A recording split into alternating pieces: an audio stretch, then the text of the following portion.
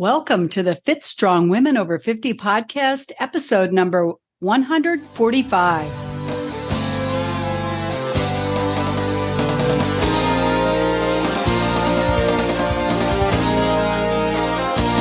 Hi, I'm Chris.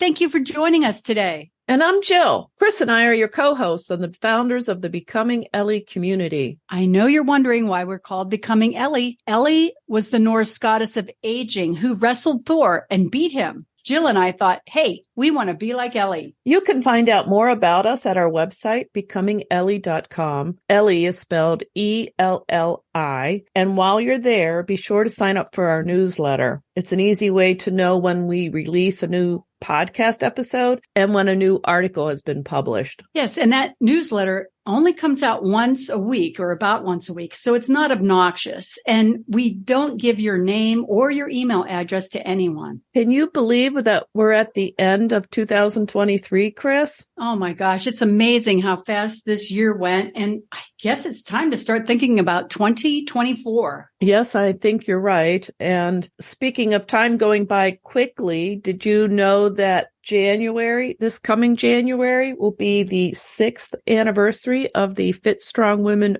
Over 50 podcast? Wow. That's hard for me to believe because it seems like in many ways we just started doing this. Yes, I know. It's amazing. I know we started out thinking about goals and things like that when we were in 2018 with the first podcast. And I guess it's time for us to kind of revisit our goals from 2023 and talk about upcoming 2024, huh? What do you think? Yes, I will say that fitness-wise or health-wise or whatever, the lesson I learned in this year was that I didn't really set any goals. And I feel like that I didn't really accomplish anything. I did things, but I did them, yeah, I did them without a lot of thought. Right. Things got dropped. I just sort of I just flitted around. Your usual routines, which still is great. Yes, but I feel like I learned the value of setting some goals for the year. Well, I had different words that I had selected and wanted to use those as my goals with more strength training and things like that, working on myself. But, as the year progressed and things changed, I realized that one thing I should have just figured is that focus changes as health situations change and different things happen. And I ended up kind of switching my goals around. I would say probably if I think back to 2023, it was a change of mindset because I think a lot of the pandemic in 2020, 2021, going into 2022, I still was too isolating for my own comfort. And I remember planning goals about this time last year. And one of the things was to get out more. And I actually did that. I went to Florida once. I went to Maryland 3 times, went to Denver with you to Podcast Movement. So I feel like my mindset, that really helped me to expand my mindset a little bit more outside of my normal routine. Because, you kind of get in a rut. I was in a rut anyway. And I'm so happy about how that transpired.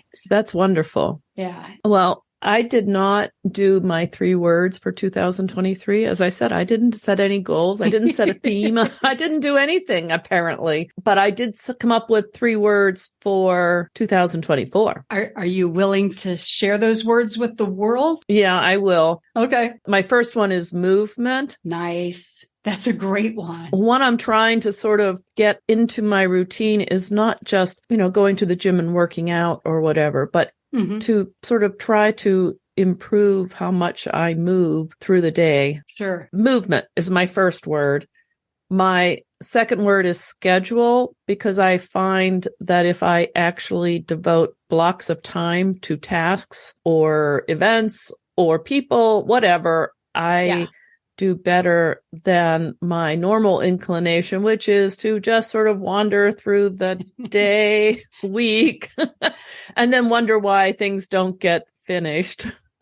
Yeah. And my third one, I was thinking about just making it friends, but I decided I wanted it to be community. Oh, I love that. Because friends are part of a community, but we also have our Becoming Ellie community. And I just feel like anything I can do this coming year to really be maybe a little more social, or I have, so, going back to the pandemic and all of that, there are people that I used to see routinely that I don't see much anymore. And I would really like to reestablish contact with some of them. And it's funny, you really have to make a concerted effort, like plan to do that. Yes. I agree. Once those habits or those schedules or whatever got dropped, I feel like I lost contact with some people and I miss them. But I think it also brings value to my life to have more people in it. Yeah, no, I have to agree with that. In fact, that's similar to one of my 3 words. And the first one that I have is connection. And part of it is connection with friends, connection with acquaintances, because I realize that's what I've really lost following all of the quarantine and the pandemic and all of that, is my acquaintances, which doesn't seem like a big deal, but it does serve, it does serve a good purpose. But the other thing I think about with connection, it's sort of a 2-pronged approach, is connecting my cues, routines, and rewards. We've talked before about habits. And so I think of connecting all that together, because that always helps me to get just into a good rut, a good routine. Then the second one, and I don't know if this is one that you would share or many of our listeners might share, and that word is declutter. Oh, I thought about doing that. Oh my gosh. Well, it's just I've started doing it this past, I guess summer and fall, just kind of go through the house and pick up 20 things and either give away, throw away, or sell or something. I don't know. We've lived in this house for 3 decades plus, without a good reason to get rid of stuff. It just sort of sits there. So I find it very freeing. And when you open up your areas of your life and your world, it makes room like a vacuum for new things and new experiences, new adventures. So declutter is my second word. And then my third word is yoga, because I'm finding as I continue to age, like the rest of the world is always aging too. I feel like it's not just me, but my third word is yoga, because I want to, it's like movement, keep those joints, tendons, ligaments moving and strong and arthritis resistant. Not that you can stop it, but it's just real important to me. So those are my 3 words for 2024. And I hope I stick with them this year. Yeah, me too. And I don't have anything that interrupts them. Those are good words. Yeah. It's always interesting thinking about what you want to focus on, I guess. Well, we've been doing these 3 words for a long time. I mean, even I know I've been doing them long before we had a podcast. Right. And I have this little note card that I write them on each year, and it goes all the way back to 2012, maybe even 11 if I look closely enough at this card. I just looked, it was Chris Brogan. Chris Brogan. Right. Who started this. And I think it was like 2006, something like that was his first year of doing that. Yeah. And I know I was doing 3 words well before we started the podcast. Yeah. And I used to do really nice, like word art with them.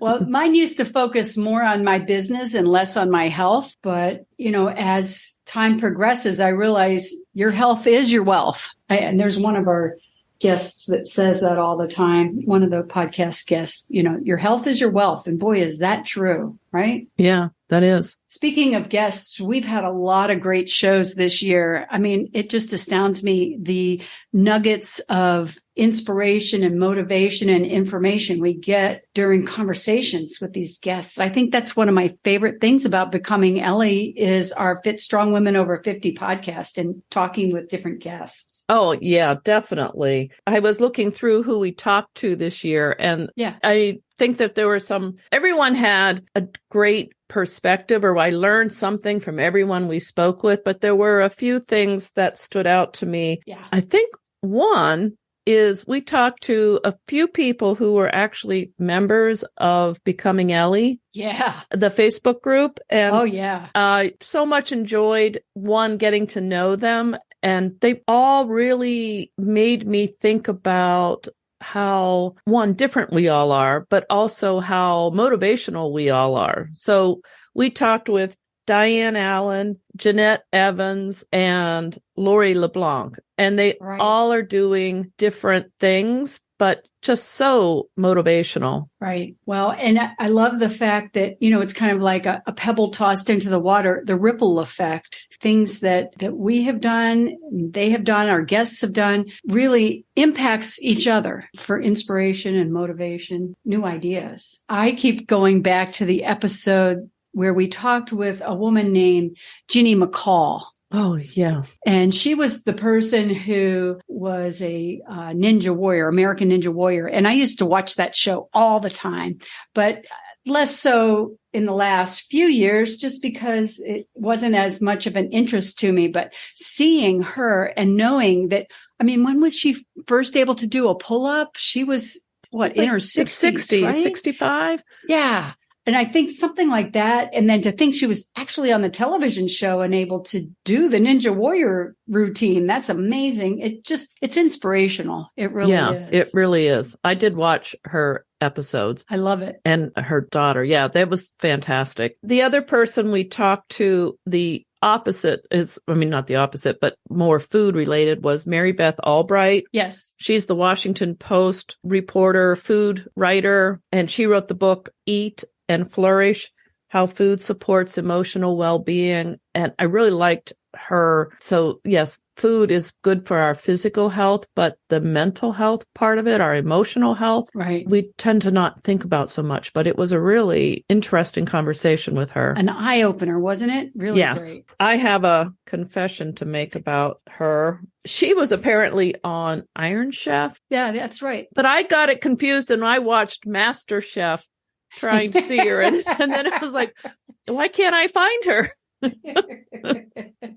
That's funny. Well, another person that I really, really enjoyed talking with was Yolanda Holder. Do you remember that episode? Yes. She holds Guinness World Records for walking. An amazing, amazing person. Yes. All that walking. She does like speed race walking. Yes. She does all those races. And the other thing was she does the headstands. Yes, I was about to say that. I just think of standing on your head to kind of get yourself psyched up for hours and hours and hours of speed walking. She's just really fun person. It was great to talk with her. Yes, she was. The other one was Jennifer Conroy, who did the fluid running. That was a very interesting talk about using basically running in the pool to train for races for running without having to pound the pavement every day. Stressing joints or whatever. And that's amazing. One thing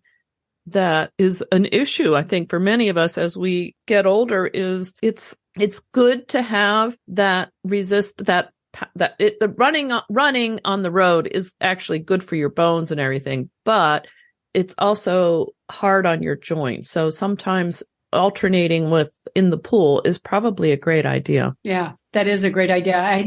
I'd done some water exercises to strengthen my Achilles tendon because I'd had a lot of issues with that and didn't realize about the heart rate and the things that she brought out in her episode. Yes, I thought of that when I was in the pool recently and I was just walking in the water, but yeah, I thought, oh, this is, I forgot about the water pressure.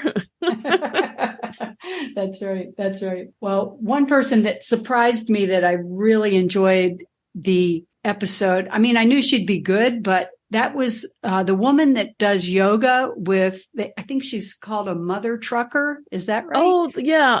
Hope. Yeah. Hope Zavara.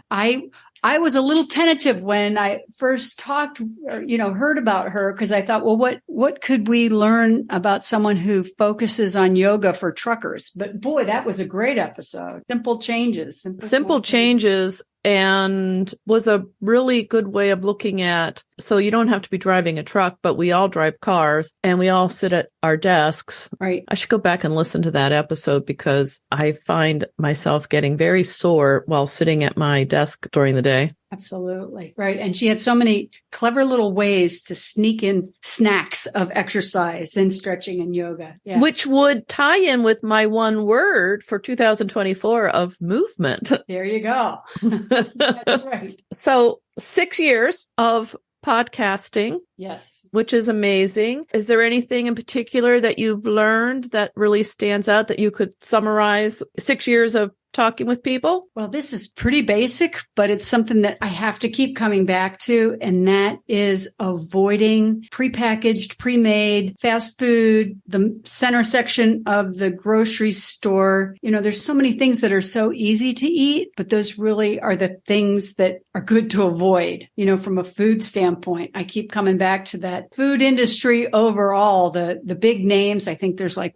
6, 7, 8 big companies that make all the food for us. Their prepackaged foods are not necessarily good for your body, inflammation kind of things. So I don't know if I'm being very articulate about this, but I think you know what I'm trying to say. Avoid prepackaged, pre-made, easy off the shelf kind of food. I went to a restaurant recently and it was sort of a crop to table kind of motif, except they had a vegetarian burger that sort of I think of as it's very processed because it comes out of, and I said, we should change the name of the restaurant from plant, as in factory, to plate. And then their tagline will be, we serve you plastic food. That's funny.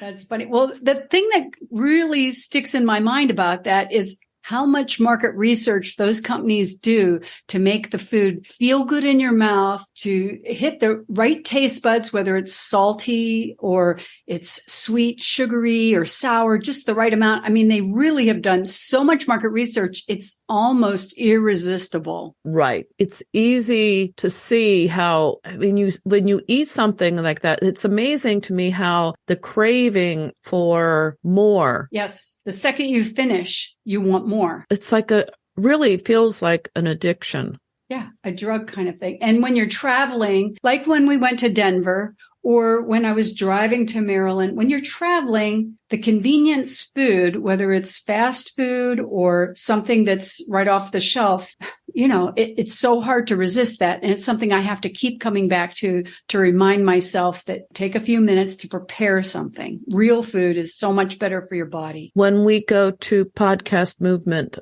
in 2024, we're going to have a car.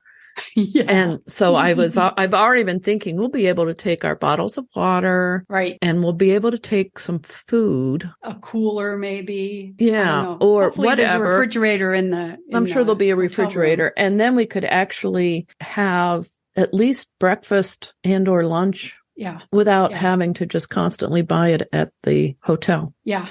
Exactly, because you're kind of yes, but because I'm right there with you. That's a good lesson. So if you learned something during these 6 years, what would you say? I would say, sort of tying in with the eating part that you mentioned, is protein. Okay. How many people we've talked to who have said it's important to eat protein as we age, and that the older we get, it really becomes more and more important to consume protein. Yeah. I remember so many of the folks have said if you really have trouble, to try a protein shake or protein powder, to add that to different things. How many grams? I'm trying to think it's like 20 per meal. So I sort of aim for like 20 to 25 per meal because that's the other thing is your body can only process so much protein at a time. Yes. So it needs to be staggered throughout the day. I know many people do the intermittent fasting, and I have liked doing that when I've done it, but my concern is, how do I get in all of that protein if I'm trying to not eat it all at one time? If you only eat 6 hours a day, how fast can your body metabolize or, digest? Yeah. So that's my one dilemma with that, even though I find the intermittent fasting I feel really good when I'm doing it. So I'm not saying that that it's wrong to do, but I do struggle with the idea of getting in the protein then. Right. It's hard to eat as much protein as people say you should eat, I find. Right. Thinking of things that we've learned through the podcast, and I'm probably stealing one of yours here, but I'm thinking of strength training, whether it's your body weight and then moving up to, dumbbell weights and then moving up to actually lifting big weights or working on the machines or what have you. But building muscle for women over 50, I hear that over and over and over again from the guests that we've had. I mean, this is episode 145. Yes. How many of those episodes have involved talking about strength training, building muscle, and not just assuming that you're going to retain your muscle? So one of the things I would sort of like to do in 2024 is figure out if there's any way that we can help members of the Becoming Ellie community or listeners or whoever who are struggling with how to get started with strength training. Or restarted. But I feel like there's still some fear or reluctance on some women's part to do strength training. And it's something I've been thinking about. Well, so many of the folks in the Becoming Ellie community, when they say, what are you hoping to get out of this? So many of them to learn how to do strength training, or they don't say it that kind of way, but that's what they mean. Right. As part of staying fit and strong. Right. It helps with your balance, with so many of the key things of staying fit and strong is the strength training and building muscle. And I always forget, what percent do you lose every day or every year if you don't continue to do strength training, Jill? I'm sure you know this on the tip of your tongue. No, I don't. Is it 2% you lose each year? Something like that. It's been quoted to us so many times, and of course I don't have it right in front of me. But I'm going to say something like 2%, but hold on. The magic of Google. Yeah, I'm going to Google it. Muscle loss per year post 50. Sarcopenia means lack of flesh. It's a condition of age-associated muscle degeneration. Yes, that's exactly what I'm talking about. After middle age, adults lose 3% of their muscle strength every year on average. 3? I thought it was 2. Man, that's even more of a reason to keep working. That is according to Healthline. Now, here's the National Institute of Health. Okay. Oh, my. What did they say? Muscle mass decreases approximately 3 to 8% per decade. Oh, I thought you were going to say day. 3 to 8% per decade after the age of 30. And the rate of decline is even higher after the age of 60. Well, I know menopause has a lot to do with it, or maybe it's just the timing has a lot to do with it. That's one critical thing that we've heard over and over and over from our guests, our exercise experts and nutrition experts about the muscle mass and retaining that as we age. Yes, it really is. And so just like saying it's hard to get enough protein in, it can be hard to get enough strength training in to really keep your muscles intact. Right. Not even talking about gaining muscle, but just preventing loss of muscle to stay where you are. That requires some effort. I mean, it's fun to do cardio because, you feel like you're doing something. But if you don't have the muscle to support, the different movements that you're doing, you can actually injure yourself too doing cardio. So strength training it's another reason to be doing strength training. Yes. I did tell you I was at the gym the other day and I was bench pressing with dumbbells on the, bench press on the bench. And one of the trainers, this woman whose name I don't even know, but she came when I got up and was putting things away. She said, "Boy, you were lifting a lot of weight there." And I was like, "Oh, cool." Maybe that was her way of saying good job. Yeah, it was.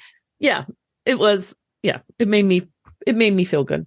Yeah. Well, it should, because you're doing great, Jill. Concerted effort here. So, here's one that over the 6 years, here's what I've learned. There are so many women who are doing amazing things. So it's great to talk to experts who do the food and tell us about strength training and tell us about how to eat and how to take supplements and do whatever. That I learn a lot from them, but I love talking to these women who are doing just incredible things. I can think of people, we have talked with kayakers, we've talked with rock climbers, we've talked with trail runners, we've talked with marathon runners, we've talked with American Ninja Warriors, right.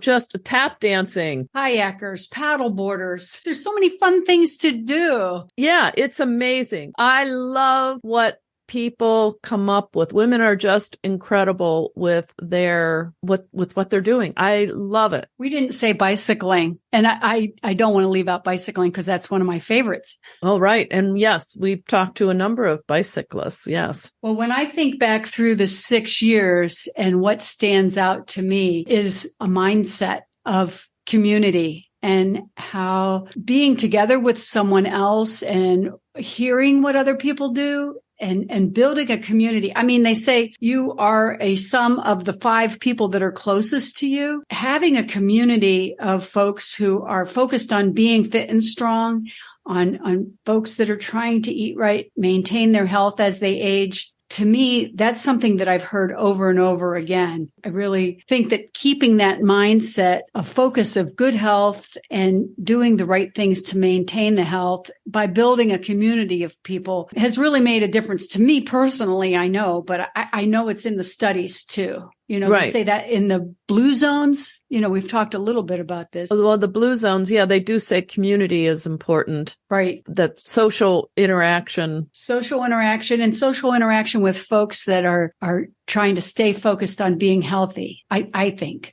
Yes. Is something that I've really learned over these 6 years. It's hard to feel motivated to do the things that you want to do for your health if you're hanging out with people who poo-poo that or don't want to do that. Yeah, or it's not a priority for them. And there are some people that you are going to hang out with because you're married to them or related to them, and that's one thing, but you can certainly look for the like-minded people elsewhere. Here's one more that I think about is that we have talked to a lot of experts about food and eating. And the one thing that I have learned is that there are lots of ways to eat, and that's okay. We can all find what works for us to maintain a healthy weight and to be healthy, to get the nutrients we need by eating in the way that works for us. And I think too many times we feel like we have to eat a certain way. And I think we are able to tweak those healthy diets and eat what works for us. Because some things work for some people, otherwise there wouldn't be vegans and paleo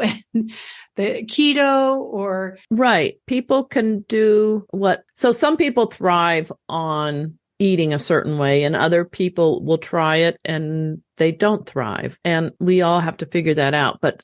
So that's the one thing I've learned is that there are plenty of ways, short of eating all of the food that you said in the beginning that we should be avoiding. I think that there are lots of options on ways to eat that are perfectly fine for us. Yeah. And that kind of leads right into what we were talking about at one point, the challenge for 2024. Right. Our new veggie challenge. Our new veggie challenge. And what are we calling it? We have a fun name for it. Eat the rainbow. Eat the rainbow. And what does that mean to you? Eat the rainbow. So here's what I have learned is that the phytonutrients is what they call the nutrients in plants. Yes. Those substances is what causes the color of the different vegetables and fruits and different plant nuts, whatever. The colors provide different nutrients to us. So if you eat the rainbow, there's 5 colors of food: red, yellow, white, green, don't forget green, and purple. Maybe purple. That is how many colors are in the rainbow. You're asking me too many technical things here. But variety, what you're talking about is variety. The more variety and color that you eat, the greater the range of healthy substances, nutrients that you're taking into your body. Eating those, they can have anti-inflammatory benefits. They can have anti-cancer benefits. They can have ways of improving your muscles or your vision or your hearing, whatever. Or helping you absorb different vitamins that you won't absorb even if you take these supplements. You've got to eat a variety variety, right? Right. So our challenge is this for 2024. This time is Eat the Rainbow. We are going to try to, I think the goal is to eat at least one of each color per day. Well, we will have some PDFs available on the website for download so that you can participate easily in this Eat the Rainbow challenge, right? Yes, and have a checklist so you can make sure you're getting in your colors. Yep. And we're hoping that our listeners will give us some feedback about that, how well they're doing or what they discovered as they're doing Eat the Rainbow. So if you're listening, let us know how it goes for you and keep us updated on how the challenge is and how you're doing with getting in those colors, because some of the colors are a little harder to consume than others, I suspect. It's easy to get green. Yeah. But I know white is like onion and garlic and mushrooms. But what about purple? There's going to be a lot of eggplant out there. Yes. And that's the other thing I have learned is that the deeper the color, that tends to mean the more phytonutrients there are in it. So the difference between eating a head of iceberg lettuce and eating a dark green lettuce, like, I don't know, romaine even. Sure. There's more phytonutrients in the romaine. I'm already thinking of the 3 different colors of cabbage that I like to eat. Yes. And so then cabbage is one of my favorite foods. So one of the things I was thinking about is like our apples. So apples inside are white. So is that a white fruit? Or if you have a red skin, is it a red fruit? And then if you have like a golden delicious, that's a yellow. So perhaps you could eat different apples and get your different colors. Right.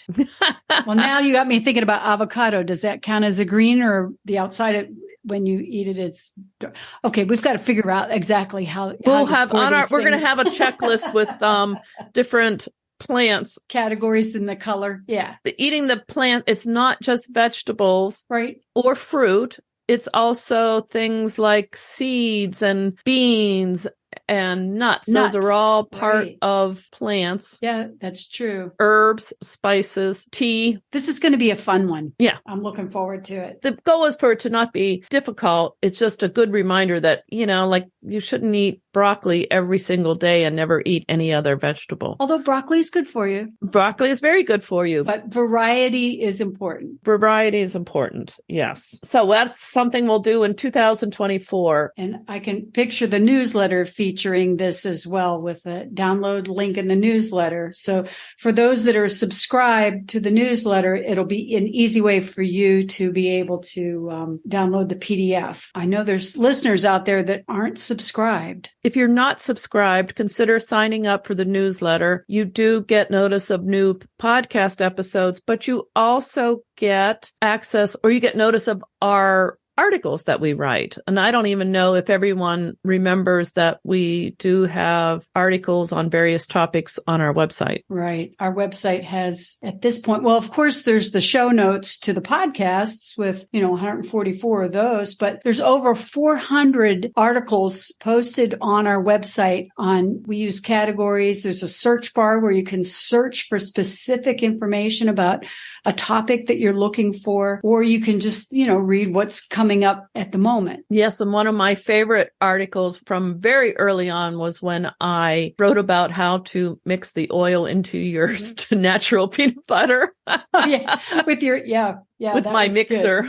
That's right. With your mixer. Anyway, I encourage you all to sign up for the newsletter. Yes. And you'll also see on our website some other things as well, but not having access to the newsletter and just listening to the podcast, you're only getting a small portion of what's going on with Becoming Ellie and the Fit Strong Women Over 50. And I know you said when we started that we don't give that information to anyone. Right. I mean, it's just your name and email. We don't share that with anyone. We only send out a newsletter like once a week. We don't bombard you with emails. So back to the community idea for a minute. Yeah. I'm hoping that people join the Becoming Ellie Facebook group. And I would encourage you, if you're listening, to ask your friends to join or encourage them to join. I don't want to say invite them, because Facebook has a way for you to invite them via Facebook to join a group, but we screen our members. So we need people to answer the questions. And when you send them the invitation, they don't get those questions. It's better if people come to the group and request their own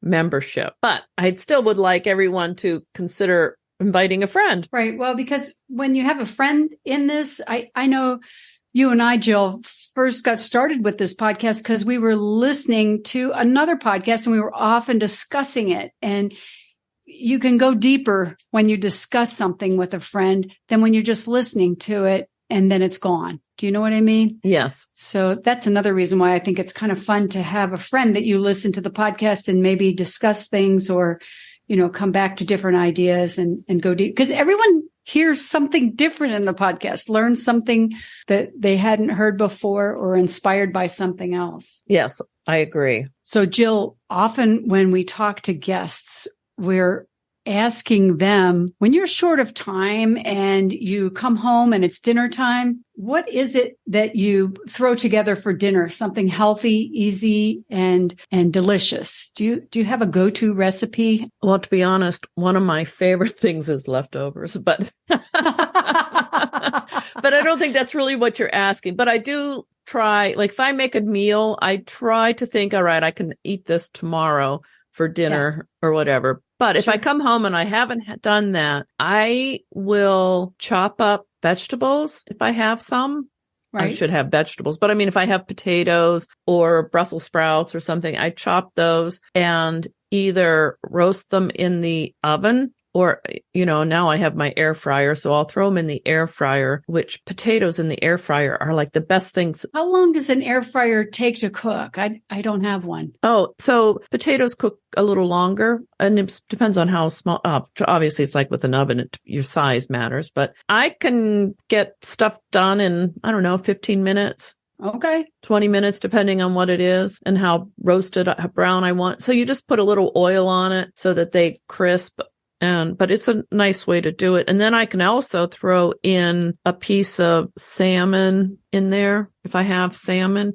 Yeah. Or I'll just make like scrambled eggs or something and put them on top of the vegetable, or fried egg and put them on top of the vegetables. And then I have the protein. Oh, nice. The base is chopping up the vegetables. And sometimes I also have frozen cooked meat in my freezer. Okay. So I can get that out and quick defrost it in some way and then heat it up and add that with the vegetables. So I have some protein. How about you? What's your go-to when you come home at the end of the day and need to put something together? I usually go grocery shopping on Sundays, and the day before I'll go through the refrigerator and use up all the old vegetables making a soup. And so I'll have lots of soups in the freezer. So I'll come home on any given day and don't feel like cooking or have time to cook and I'm really hungry. So what I do is I defrost one of those soups, and while that's defrosting, I make myself a salad. So I buy those containers of leafy greens with a whole variety of lettuces in. Yeah. Use that as the base. And then I add to that usually some cheese, maybe nuts, maybe a protein, some tuna or sardines, something in a can that's quick. Yeah. Oh, yeah. I keep sardines and tuna in my pantry as well for that. And I find when I use those, I don't necessarily need any dressing on the salad. So that's a good thing too. And so by the time my salad's all done and I have my table already, my soup is ready. And so I have soup and salad for dinner. And oh, that's nice.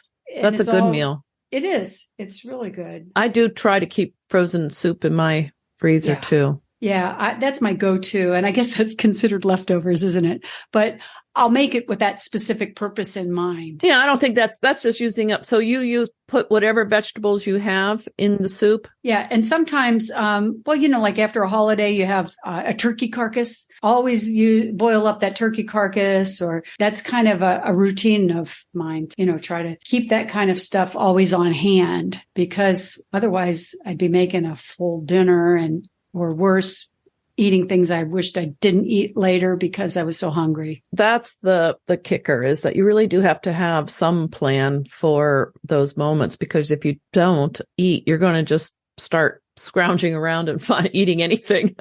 The other thing I like to do when I'm busily making that salad and defrosting my soup is drink a big glass of water. Oh, that's a good one. Because if I've been so busy all day, I can just about guarantee I'm short of water as well. Sometimes I get really, really hungry when I'm really thirsty, and I don't recognize it as thirst. I recognize it as hunger. That's another one, is getting in the water and trying to drink a glass of water throughout the day, including like before you eat your meal. Yep. Before you drink that first cup of coffee or every other coffee. I don't know. Depends how much coffee you drink, I guess. But, to have a big glass of water. That's really, hydration is great. Yes, it is. It does help a lot. So if you're listening, I'd love to hear what your goals are for 2024. And if you're willing to share your plans for next year, please let us know. Yeah, I'd love to hear what you're doing. You can also let us know if you have any suggestions about healthy eating. We can always use more ideas, can't we, Chris? Right. I love to hear everybody's idea or recipes, that type of thing. You can leave a message on our website, becomingellie.com, or at any of our social media sites. We're on Facebook, Instagram, Twitter, Pinterest, YouTube, and LinkedIn. If you go to our website, as we've said, be sure to sign up for our newsletter. That way you'll know what's going on. And please join our Becoming Ellie private Facebook group. We'd love to have you join us. Oh, and if you enjoyed the podcast, please tell a friend. We would sure appreciate it. Well, I think that covers it for today and for the year. Yes. I'm looking forward to the new year. Yes, 2024. Happy New Year. Just about here. Amazing. Have a happy new year and enjoy your holidays. Same to you. It's been good talking with you today, Chris. See you on the next episode of Fit Strong Women Over 50. Yes, see you then. Bye-bye. Bye.